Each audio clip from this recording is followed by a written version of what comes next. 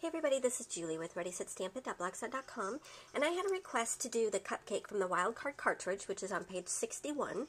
So we're going to go ahead and do that, and I'm going to show you two different ways to do that.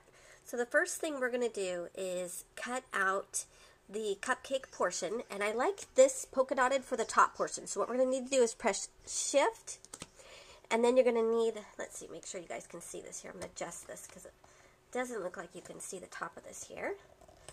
There we go. And then you're going to need to press the icon button. So this is the icon button here. It's the second one down off to the left hand side. And then you're going to need to press the cupcake icon here. So I'm trying to find that onto here, and I should have found that beforehand. So let's see where this cupcake is. Okay, here's the cupcake. And now what you'll see come up over here is going to be the top part of your cupcake. And since I have this polka dotted paper, this is what we're going to cut out. So I'm going to go ahead and do my pressure at max, only because this is really thick paper, so I want to make sure that it cuts through it. And I've got my size here at 5 inch, so I'm going to go ahead, press cut, and have this cut out. And then when we come back, I'm going to load up a different paper so we can do the bottom portion of the cupcake.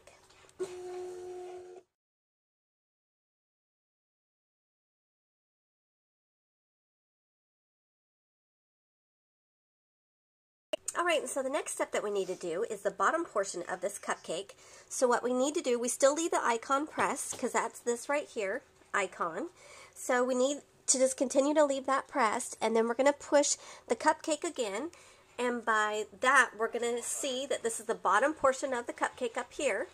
So we're going to go ahead, leave it at 5 inches, which is what we cut before, press cut, and then when we come together, we are going to actually cut out the entire card. Now, we don't have to cut out the entire card normally, depending on what you want to do, but I just want to give you some options.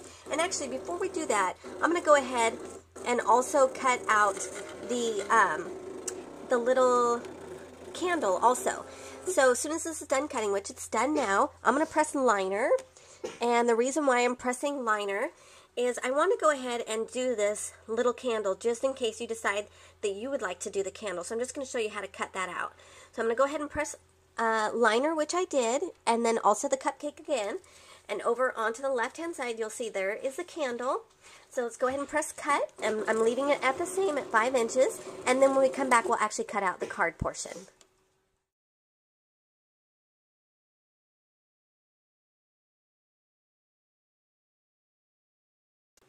Alright, and so the next step that we're going to do is actually cut out the cupcake portion. So what I need to do here is just press the cupcake itself, and you'll see the actual card over here on the image, and it's cut, or it's set at 5 inches. So I'm going to go ahead and cut this little polka dotted paper here, and then when we come back together, I'll show you how to put this card together. Okay, so first things first, and I want to show you the versatility in this cutout. So you can leave it like this and have just a cupcake, simple as that. You can add a little circle at the top if you want. And this is just a circle, and you could do a circle punch like that to make it look like it has a little cherry. And this doesn't even come with a Wildcard cartridge. This is just something that I had, and it's just a little circle that'll work perfect. You can, if you did cut this out and it's for a birthday, then you can cut and have the little candle on top of it. Or you can do it like we did when we cut out the card. But you know, something I didn't think about is the paper that I used wasn't double-sided. So, and one other thing I wanted to point out to you guys here, when you fold the card, there's going to be 2 score lines here. And so you'll fold it, and there's actually going to be a little portion of the card that's going to stick out on the side, meaning, let me show you what I mean by that. So here's this piece that fits on top of this, like so, and you see this little tag portion here. This is going to stick out there, just so that you know. That helps keep the card adhered to there so that they can open it and close it. So, realizing this, that this is white in the background here, and some people might like that because it's a little bit of a contrast. I wanted to show you also, so I cut out one that was solid pink, and I wanted to show you what that would look like here. But something that I thought was cute too is just leaving it as is, meaning you don't even need to add these pieces here. I think that this just looks cute like that. Simple as that. And then add some designs obviously to it and maybe a ribbon. Add some designs obviously to it and maybe a ribbon. But I think this looks cute in and of itself. And then I cut out green just to try some other colors with it.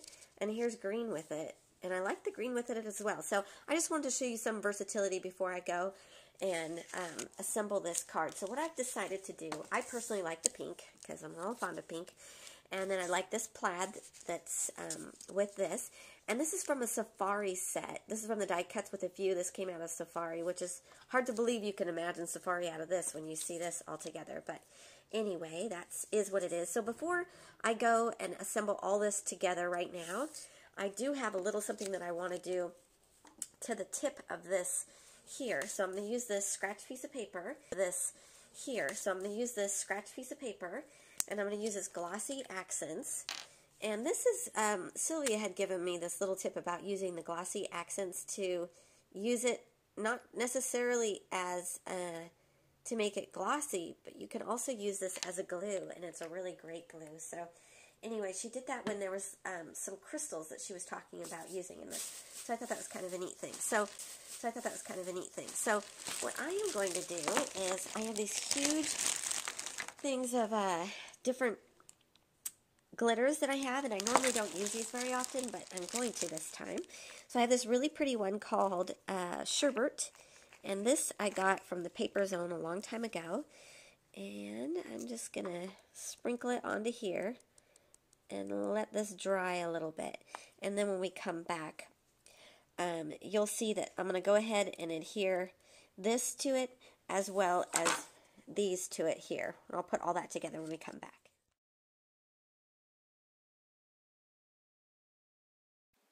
Okay, so as you can see, I went ahead and tied a little bow onto here, a little organza pink bow, and then I added this piece and then the candle up here. And I'm going to go ahead and add this piece onto here. And I'm just doing this with some glue dots just to get this set down onto there. And then the next step I'm going to do is just add some little bit of rhinestones just to add a little bit of accent to this.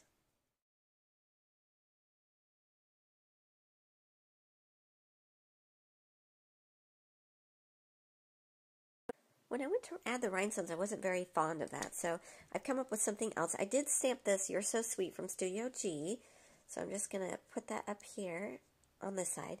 And then I found this little cute paper clip from my vintage findings that was on clearance at Michael's a while ago, and I like it. I think it turned out really cute like that, just with a little heart there. So that's my finished card, guys, and you can write your sweet little message inside of it. So hopefully this is giving you some creative avenues to go with, and you guys give this one a try yourself. Let me see if I can get this a little bit closer here. There we go. Thanks so much for watching, guys. Have a great day. Bye-bye.